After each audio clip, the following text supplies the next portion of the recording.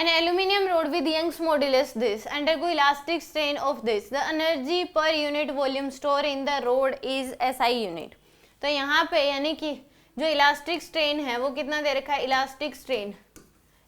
Strain की value दे रखी है 0.04%, यानी कितना जाएगा 0.04 डिवाइड बाय 100, यह जाएगा आपके पास इलेक्ट्रिक स्ट्रेन की value. Energy store per unit volume, तो energy store per unit volume की जो वैल्यू होगी वो क्या होती है, half into stress into strain,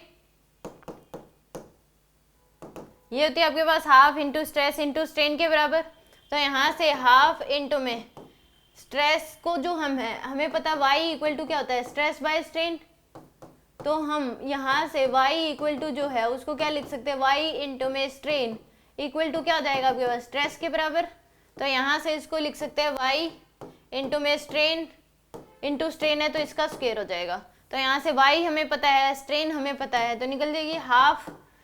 energy store जो आएगी हाफ इंटू वाई की वैल्यू दे रखी है 7 इंटू 10 की पावर 10 इंटू में स्ट्रेन की वैल्यू दे दी ये वाली हमारे पास, तो 0.04 divide by 100 into 0.04 divide by 100। तो यहाँ से 7/2 इंटू में रह जाएगा 0.0016 इंटू में 10 की पावर 10 इंटू 10 की पावर -4, तो 7/2 इंटू में 0.0016 इंटू 10 की पावर 6 के बराबर। तो 7/2 इंटू में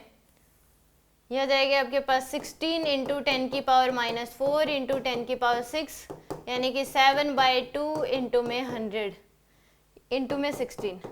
तो यह जाएगा आपके पास 8 के बराबर, तो यानी कि 5600, ये आपके पास आंसर होगा, यानी कि सी ऑप्शन क्या है इसका करेक्ट है।